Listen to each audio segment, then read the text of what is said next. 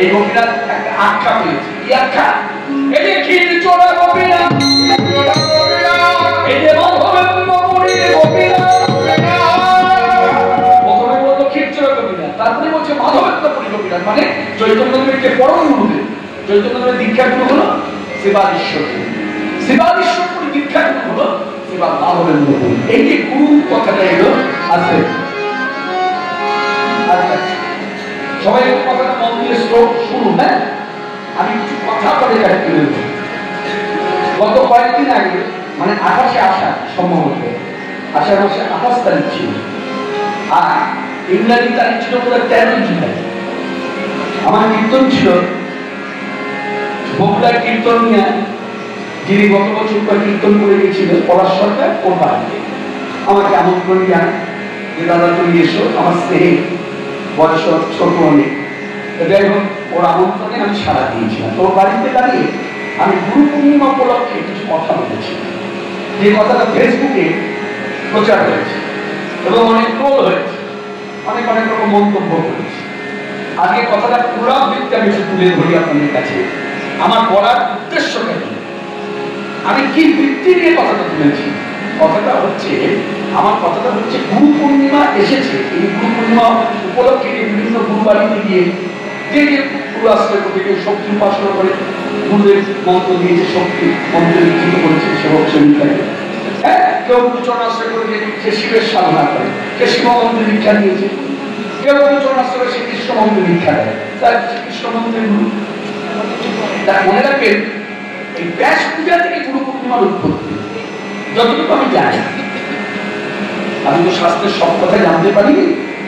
হ্যাঁ, তো যতটুকু আমার উপলব্ধি হয়েছে তাতে বলা যায় ব্যাস পূজা থেকে গুরু পূজার উৎপত্তি। ব্যাস পূজা, তা এই ব্যাসাসনে গুরুদেবকে বসিয়ে এই অনুভব নিয়ে যে গুরু পূজা, সেটা কিন্তু একমাত্র মন্ত্রগুরুর ক্ষেত্রেই হয়। আমার বক্তব্য হচ্ছে এইখানে। আমি বলতে চেয়েছি গুরু কথা, দেখুন গুরু কথাটা অর্থ কি সেই দিকে আমি যাচ্ছি না। গুরু কথার অর্থ আপনিও জানেন, হয়তো আমিও জানি, বা আমি জানি না আপনি জানেন। আমার কথাটা হলো, এই গুরু কথাটা নিয়ে এক জায়গায় জুড়ে দিলাম হতে পারে না। দীক্ষা গুরু, মন্ত্রগুরু, আর তবলাবাদক গুরু, আর গানের গুরু, যে কোনো গান বাজনা শেখায় বা কীর্তন শিক্ষায় দেয়, সেই গুরু এক নয়, হতে পারে না। আমার বক্তব্য হচ্ছে এইখানে। গুরু পূর্ণিমায় দেখা যাচ্ছে, হ্যাঁ, আমি যদি তবলাবাদক যার কাছে তবলা শিক্ষা নিয়েছি, যার কাছে শিকল শিক্ষা নিয়েছি, বা যার কাছে অর্গানের শিক্ষা নিয়েছি, বা যার কাছে পত্রার শিক্ষা, মানে যার কাছে যে যতটুকু শিক্ষা নেওয়া যায় সেই তো গুরু হয়। এই তো অর্থ। তাই যদি হয়, আমি ধরলাম, বেশ ধরে নিলাম, কথাটা মেনে নিলাম, মান্যতাও দিলাম, দেখা যে যার কাছে যতটুকু শিক্ষা পাবো সেই গুরু। যদি গুরু হয়, তাহলে আমার প্রশ্ন হলো, তাহলে সেই গুরুদেবকে প্রণাম করতে গেলে মন্ত্রটা কি হবে সেটা বলে দিন।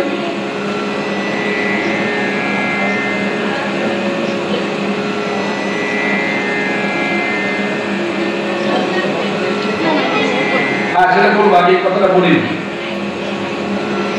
একটা কথা বলতে বলেছে, কথাটা বলবো, আগে কথাটা শুনে নিন সবাই। হ্যাঁ, কেউ কোনো কথা বলবেন না, কথাটা মন দিয়ে শুনুন। আপনার ফেসবুক খুলবেন, পেয়ে যাবেন কথা, দেখবেন অনেক অনেক মন্তব্য করেছে।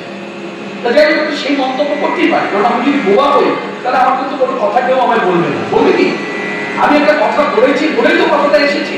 কেউ ভালো বলেছে, কেউ খারাপ বলেছে, কেউ বলছে ঠিক আছে সঠিক, একদম 10% সঠিক, কেউ বলছে না মন্তব্য ঠিক হয়, হতেই পারে। সেটা নিয়ে আমার কথা না। আমার কথা হচ্ছে, বেশ মেনে নিলাম, আপনি বলছেন গুরু পূর্ণিমার দিন তবলাবাদক যে গুরু সেও পূজা পাবে, যে শিকলবাদক গুরু সেও পূজা পাবে, যে কীর্তন শিক্ষা দেয় যে গুরু সেও পূজা পাবে।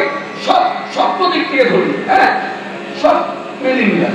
তাহলে আমার প্রশ্ন একটা দিয়েছে মনে, সেটা হলো, তাহলে তবলাবাদক গুরুকে আমি কি মন্ত্রে পূজা করবো, সেটা মন্ত্রটা নেই। শিকলবাদক গুরু যদি হয়, তাকে কি মন্ত্রে আমি প্রণাম করবো, সে প্রণাম মন্ত্রটা বলবো। যারা বলছেন এটা ঠিক বলা হয়নি, তাহলে প্রণাম মন্ত্রটা আমাকে জানাবো, কোন মন্ত্রে। এই যে শিকলবাদক, তাকে বলবো মিলছে কি? আপনার মনে কি বলে? আপনি যদি আমার থেকে স্বাস্থ্য হয়ে যায়, তাহলে আপনি আমাকে শিক্ষা দিন। দেখুন, আমি যে সব জানি তা নয়, আমার জানার মতো ভুল হতে পারে, কারণ যে জানতে চায় সেই ভুল করে।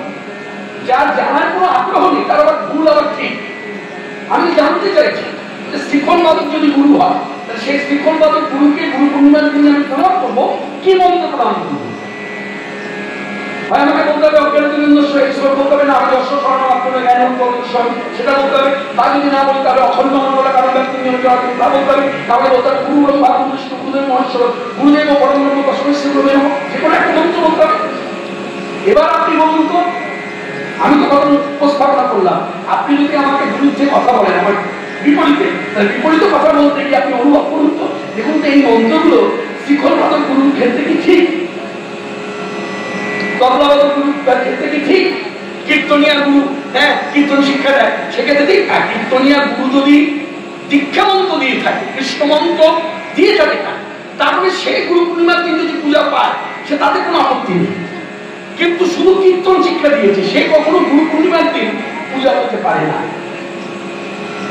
তাহলে তাকে পূজা করতে গেলে মন্ত্রের দরকার। যেমন শীতলা পূজার মন্ত্র আছে, মনসা পূজার মন্ত্র আছে, বিশ্বকর্মা পূজার মন্ত্র আছে, গণেশ পূজার মন্ত্র আছে, কৃষ্ণ পূজার মন্ত্র আছে, কালী পূজার মন্ত্র আছে, দুর্গা পূজার মন্ত্র আছে, মনসা পূজার মন্ত্র আছে। তাহলে গুরু পূজার মন্ত্রটা কি? শিখন বাদক যদি গুরু হয় তাকে কি মন্ত্রে পূজা করবো বলুন? এগুলো তো ব্যাসদেবের আসনে যিনি বলবেন তিনি ব্যাসাসনে বসিয়ে গুরু পূজা দিয়ে গুরু পূর্ণিমা সেই মন্ত্র, ওই মন্ত্র এখানে তো জোড়া লাগবে কিনা আমি জানি না, আপনি বলুন তো জোড়া লাগানো যায় কিনা? লাগানো যায়? আপনার তো ভক্তির পথে আছে, আমি কথাটা উপস্থাপনা করলাম, যদি কেউ পারেন তো রেকর্ডিং করুন কথাগুলো রেকর্ডিং করুন, ফেসবুকে ছাড়ুন কথাগুলো, আমি জানতে চাইছি বলুন। আমার বক্তব্য ছিল এরা মর্যাদা পাবে না তা না, আমি বলেছি এটা মর্যাদা দিতে হবে, কিন্তু এদের মর্যাদার দিনটা গুরু পূর্ণিমার দিন এদের পূজা, এদের প্রণাম, এদের শ্রদ্ধা, এদের মর্যাদা হবে শিক্ষক দিবসের দিন। শিক্ষক দিবসের দিন এদের শ্রদ্ধা। শিক্ষক দিবসে যেমন স্কুল শিক্ষক মর্যাদা পায়, তেমনি কীর্তন শিক্ষক এই শিক্ষক দিবসের দিন মর্যাদা পাবে। তবলাবাদক শিক্ষক দিবস তিনি শিক্ষক, আমি তার ছাত্র, এইভাবে ভাবুন। আপনার কাছে যদি আমি তবলা শিক্ষা দিই, তাহলে আপনাকে যদি কেউ বলে আচ্ছা কৃষ্ণপাল কি আপনার ছাত্র, আপনি কি বলবেন? কৃষ্ণপাল আমার শিষ্য, এটা বলবেন না ছাত্র বলবেন? বলে ছাত্র, তাহলে আপনি শিক্ষক, তাই ছাত্র বলছেন। আপনি যদি আমার গুরু হতেন তাহলে কি বলতেন? শিষ্য। এইভাবে যদি ধরা যায়, এইভাবে চিন্তা। দেখুন আমাকে ছোট করে, আমার বিরুদ্ধে কিছু কথা বলে, হ্যাঁ ছোট করে, হয়তো আমার মাথাটা নিচু হলো, 10 জন জানেন কৃষ্ণপালকে এরকম ছোট বড় কথা বলা হয়েছে, এটা বড় কথা নয়। আমার মান সম্মান গেল কি না গেল এটা নিয়ে আমি চিন্তা করি না, আমি চিন্তা করছি এই দিকটা যে অন্ধকার করে দিচ্ছেন কেন? ছাত্রদেরকে বলুন বাবা গুরু পূর্ণিমার দিন আমার পূজা করতে এসো না, এই কথাটা মুখে বলুন। গুরু পূর্ণিমার দিন এমনি তুমি আমাকে গুরু জ্ঞানে শ্রদ্ধা করো, কিন্তু আলাদা করে মালা নিয়ে এসে ফুল নিয়ে এসে আমার পায়ে দিও না।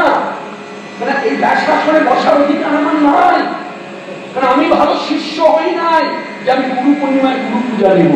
আগে ভালো শিষ্য হতে হবে, তারপর গুরু পূর্ণিমায় গুরু পূজা। যারা যারা গুরু পূর্ণিমায় গুরু পূজা পায় কিছু মহাত্মা জানবেন, যত বড় বড় মহাত্মা আছে, সাধক আছে, সাধু আছে, বৈষ্ণব আছে, ব্রাহ্মণ আছে, তারা আগে ভালো শিষ্য, তারপর তারা গুরু। আগে ভালো শিষ্য হতে হবে, তারপর গুরু। যদি আমার কথায় ভুল ত্রুটি হয় আপনারা আমাকে ক্ষমা করবেন। তবু আমি কথা উপস্থাপনা করলাম, আপনারা জ্ঞানী গুণীজন বিভিন্ন জায়গায় কীর্তন শোনেন, বিভিন্ন শাস্ত্র বক্তার থেকে শাস্ত্র কথা শোনেন, আমি কথাটা আপনাদের উপস্থাপনা করে গেলাম, আপনারা বিচার করে দেখবেন কথাটা ঠিক না ঠিক। শিক্ষক দিবসে তাদের মর্যাদা দিতে হবে না গুরু পূর্ণিমায় তাদের মর্যাদা দিতে হবে? আমি কিন্তু বলি নাই তাদেরকে অমর্যাদা করুন, তাদেরকে মর্যাদা দিন, তাদের দিনটা আলাদা আছে, সেটা শিক্ষক দিবস। আর গুরু পূর্ণিমা হচ্ছে মন্ত্র গুরুর ক্ষেত্রে, গুরু পূর্ণিমা মন্ত্রগুরুকে শ্রদ্ধা করতে হবে। যার কথা আমি উপস্থাপনা করলাম, লিখে গেলাম, আপনারা বিচার করবেন। সবাই মিলে একবার বলুন হরে কৃষ্ণ হরে কৃষ্ণ কৃষ্ণ কৃষ্ণ হরে হরে হরে রাম হরে রাম রাম রাম হরে হরে। এবার যাই চৈতন্যদেবের শ্রীমুখের কথা। এই চৈতন্যদেব ভক্তদের বলছে, ভক্তগণ পূর্বে শ্রী মাধবেন্দ্র পুরী, আমার পরম পূর্বে আইলা বৃন্দাবন, এই মাধবেন্দ্র পুরী বৃন্দাবনে এই পূর্বের ঘটনা।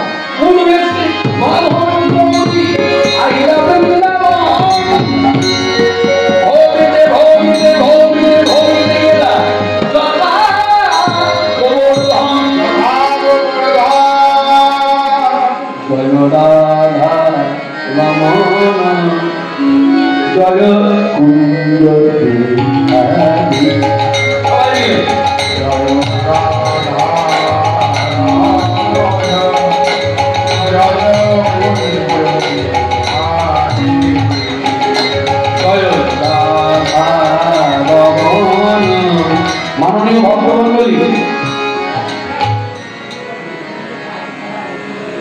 হ্যাঁ আমি বলছি আপনি শুনুন, এই যে বলছি এক্ষুনি বলছি। মাননীয় ভক্তগণ, যারা কীর্তন শুনতে এসেছেন, বহিরাগত ভক্তগণ, বহিরাগত ভক্তগণের উদ্দেশ্যে বাড়ির যে গৃহকর্তা তার খুব ইচ্ছা যে বহিরাগত ভক্তরা যেন কীর্তন শুনে চলে না যায়। কীর্তন শুনবার পর দুটো অন্ন সেবার আয়োজন হয়েছে। হ্যাঁ, আপনারা ভক্তি করে সেই অন্ন গ্রহণ করে তারপর আপনারা ঘরে যাবেন, এটা তার ইচ্ছা। কি বললাম বুঝতে পেরেছেন? খাওয়া দাওয়ার আয়োজন আছে, চলতি কথায় খাওয়া দাওয়ার আয়োজন আছে। আর ভক্তিরাজ্যের কথায় কথামৃত অঘরামৃত, মানে কথামৃত অঘরামৃতের থেকেও বড়। কথামৃত হলো এই যে চৈতন্য চৈতামৃতের কথা, আর অঘরামৃত হলো যেটা ভেতর ঘরে আয়োজন হয়েছে। এই কথামৃত পাওয়ার পর যখন বাড়ি ফিরবেন, বাড়িতে যাওয়ার আগে এখানে বসে ভক্তিভাবে দুটো অন্ন সেবা করবেন। করলে গৃহকর্তার যে মনের ইচ্ছা সেটা পূর্ণ হবে। পূর্ণ তার একটা ভাবনা, একটা ভাবনা রাখবে যে সবাই যদি প্রসাদ পায়, সবাই যদি আহার করে, তাহলে আমার মন হবে। এটা তার ভাব। তা সেই ভাবটা যেন ফলস্ফূত হয়, আপনার প্রসাদ গ্রহণ করবে। সবাই মিলে বলুন হরে কৃষ্ণ হরে কৃষ্ণ কৃষ্ণ কৃষ্ণ হরে হরে, হরে রাম রাম রাম হরে হরে। জয় রাধা রমণ কুঞ্জ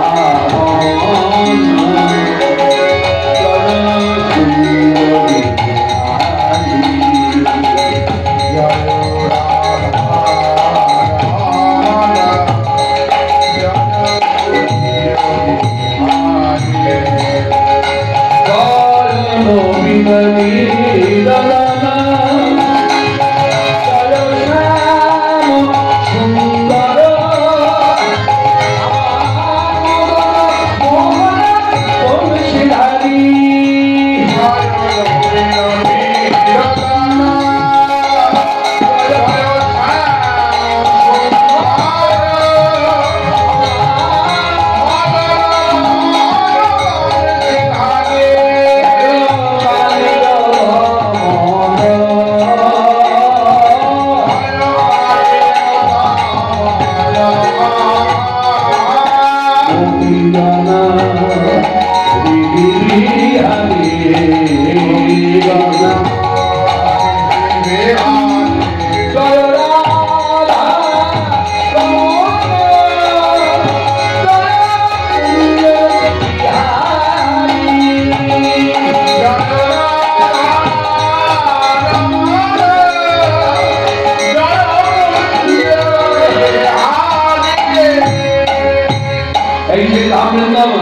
এখনো সেই বৃন্দাবনে বাঁশি বাজে বাজে।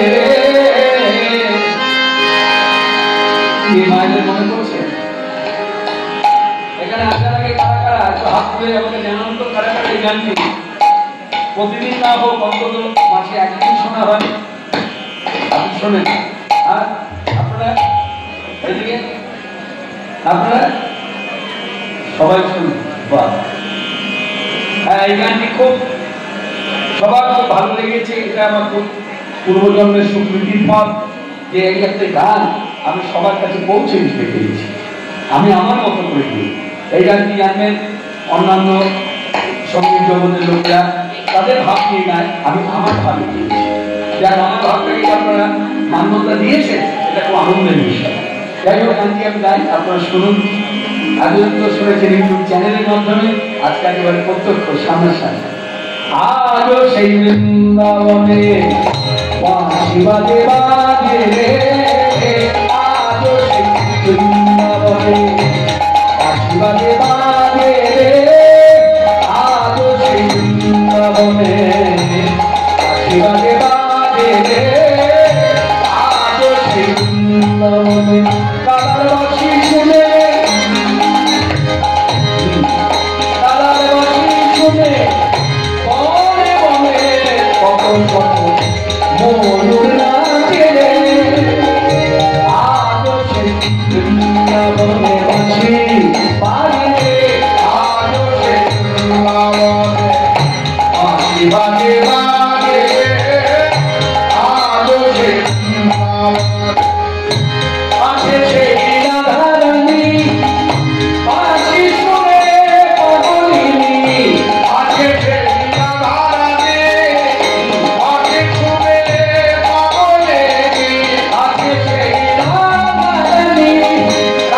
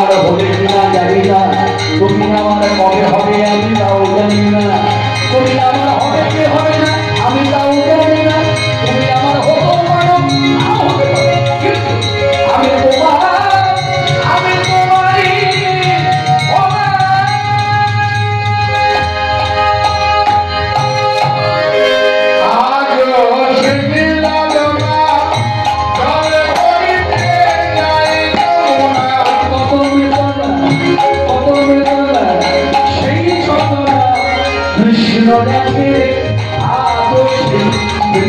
বৃন্দাবনবাসী আগে আজো সেই বৃন্দাবনে বাজে বাজে বাজে আজো সেই বৃন্দাবন আজো সেই ছোটবেলা বাঁশি শুনে হরিতলা আজো সেই ছোটবেলা বাঁশি শুনে হরিতলা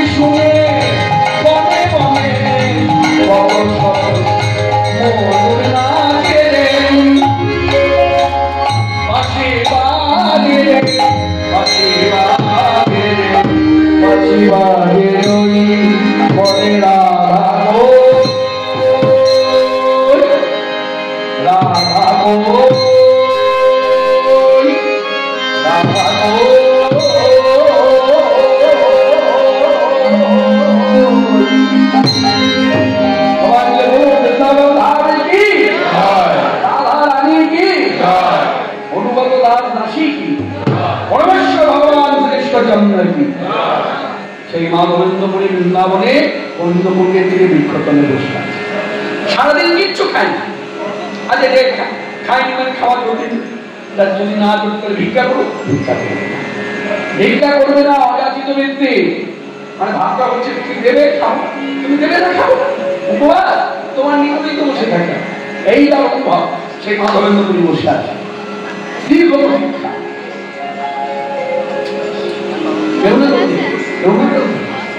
আমি চাই করবো, তিনি জানেন না যে আমি না খেয়ে বসে আছি, এইরকম ভাব নিয়ে বসে আছি। হঠাৎ কোথা থেকে এক ভালো ভালো কুচকুচে বর্ণা এক বাটি দুধ নিয়ে মানে এরকম ভাঙে করে দুধ নিয়ে এসে ভালো বন্ধ করে বললে না সারুদ খাও, এই ফকির নিয়ে দিয়েছে না ফকির দুধ খান। চলো সে মাধবী বলছে কোথায় রাখিস কি না ভালো পাগে গো পানি এই গ্রামেতে থাকি, ভালো পাগে গো পানি এই গ্রামেতে থাকি, গো পানি থাকি, ভালো পাগে গো পানি এই গ্রামেতে থাকি, ওই আমার গ্রামেতে বলা আমি উপবাসী, ওই আমার গ্রামেতে বলা আমি উপবাসী, আমার গ্রামে বাস করে, ওই আমার গ্রামে বাস করে, ওই উপবাসী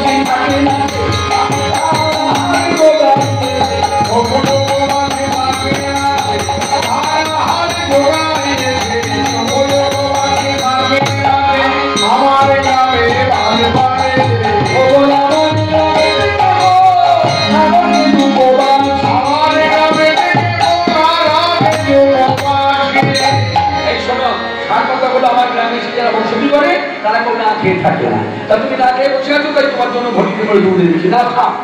এই খাও বলেছি, ভগবেন্দ্রপুরী বললেন আমি খাবো না, আমি কারো কাছে যেতে যেতে কিছু খাই না। আর না না, তুমি আমার কাছে চাও, আমি তোমার জন্য এনেছি। এই শোনো, তাহলে তবে বলতে হয় আমি না খেয়ে বসে আছি, তুমি বুঝলি কি করে?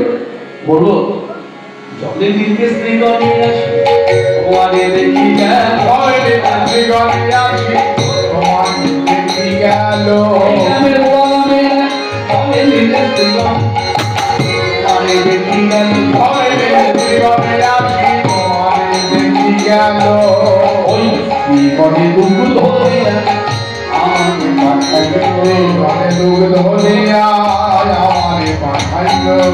মাননীয় ভক্তগণ সকলে বুঝতে পেরেছেন বাংলা ভাষা করার ছন্দের কথা। ওই ছেলেটি বলে দিল যে জলে দিতে শ্রীগণে আসি তোমারে দেখি গেল, অর্থাৎ বলা মেয়েরা নিত্য জল দিতে আসে, জল দিতে এসে দেখেছে তুমি না খেয়ে বসে আছো, তারা বুঝেছে, তাদের বয়স আমার বয়স তো এক নয়, তারা বুঝেছে তুমি না খেয়ে বসে আছো, তাই তারা গিয়ে আমাকে বললো যা এক ঘটি দুধ নিয়ে খাইতাম, তাই এলাম। তখন অধবেন্দ্রপুরী বলছে হ্যাঁ তোদের বাড়িতে অনেক দুধ হয়? বলছে হ্যাঁ, এই বৃন্দাবনে যতজন মসজিদে করে রাখে সবার বাড়িতে কম বেশি গাই বাছুর আছে, কিন্তু আমাদের বাড়িতে গাই বাছুরের সংখ্যা বেশি, তাই দুধও বেশি, তাই সময় তো দুধ চাইলে দিতে পারি, কেউ যদি অসময়ে দুধ চাই তখনও দিতে পারি। না না, খাও খাও খাও, অনেক কথা বলা হয়ে গেল, খাও তো। এই শোন, আমি খাবো না। হ্যাঁ তুমি জেদ ধরেছো নাকি খাবে না বলে? হ্যাঁ আমার জেদ, আমি খাবো না, নে ফিরে যা, নে নিয়ে যা, ফিরে যা। ছেলেটি যখন প্রথম করে বললেন শোনো তোমার যদি জেদ হয় আমি খাবো না, তাহলে আমার জেদ শুনে না, এই রইল ভালো আমি বলছি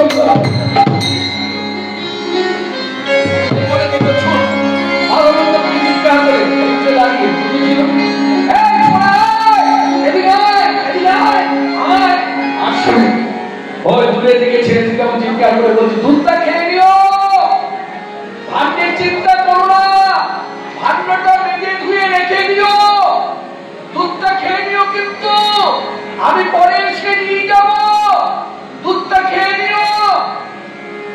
যতদূর পর্যন্ত বৃষ্টি যায় তারপর কোথায় যেন অদৃশ্য হয়ে গেল, কোথায় যেন অদৃশ্য হয়ে গেল। অবশেষে মাধবেন্দ্রপুরী দুধের ভাণ্ড হাতে নিয়ে কৃষ্ণে নিবেদন করে প্রসাদী দুধ এই খেতে খেতে ভাবছি জীবনে এত দুধ খেয়েছি, কিন্তু এরকম স্বাদ তো কোনোদিন পাইনি।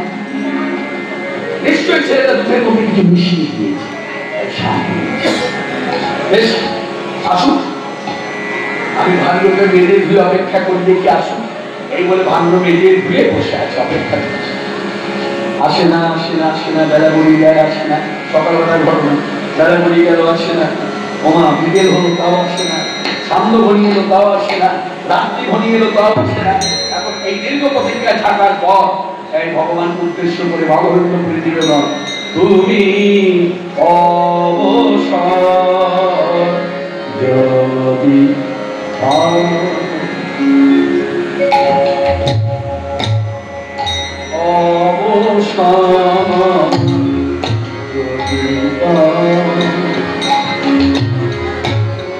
তবে ক্ষণিকের আমার দুয়ারে, ক্ষণিকের আমার দুয়ারে ক্ষণিব এসে দাঁড়াও, তুমি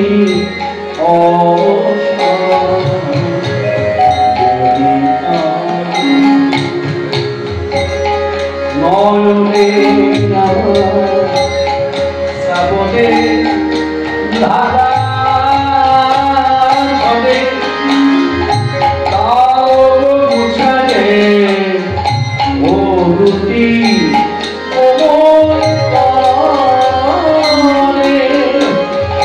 নয়নে শ্রাবণে ধারা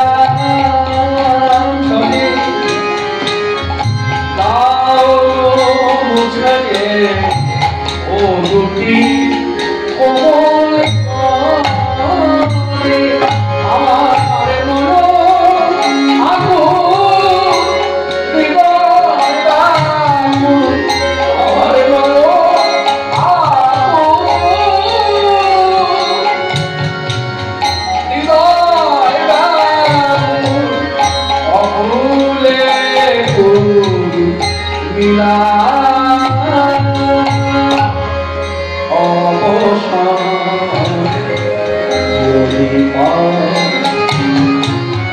তবে কমিতে তবে আমার দুপাবনে হরিব এসে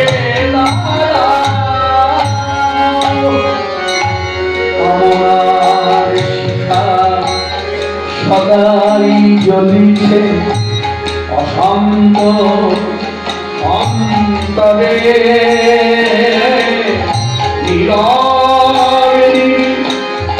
নিভৃতে বেদনা করিয়া করিয়া মনে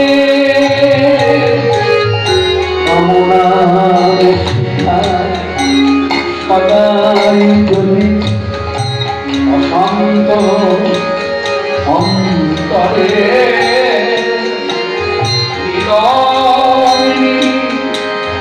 নিভৃতে বেদনা কাঁদিয়া কাঁদিয়া মনে সব ব্যথা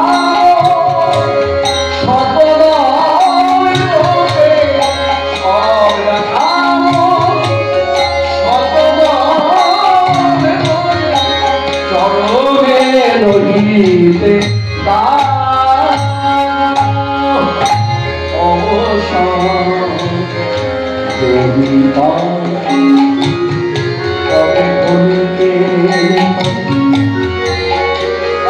আমার ডুবাবে হরিব এসে দাঁড়াও হে কৃষ্ণ তুমি মনে করো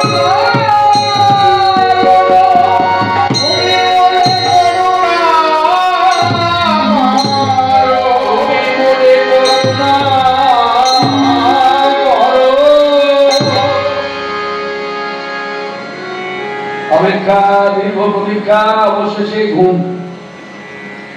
এই ঘুমের মধ্যে যখন স্বপ্ন দেখছে, এই স্বপ্নের মধ্যে গোপাল দেব এসে দাঁড়িয়েছে।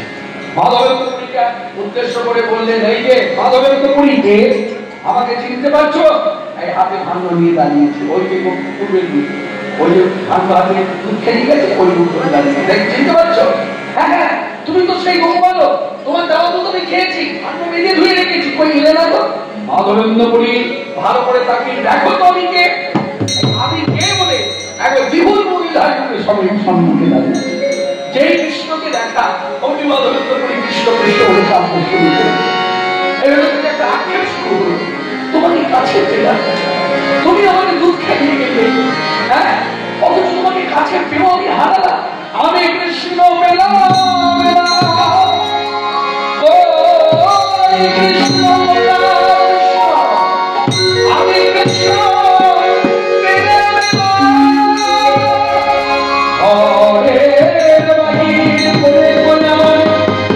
তোমার বাসিতে বলিয়া কথা ওই কৃষ্ণ কৃষ্ণ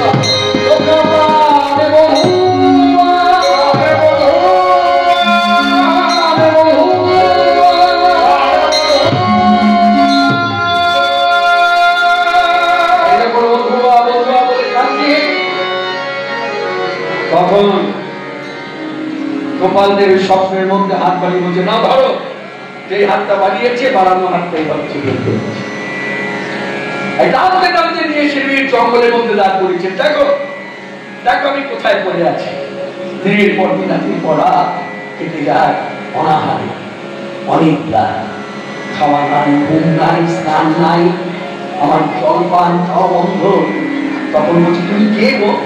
আমার পরিচয় জানতে চাইছো? তারপরে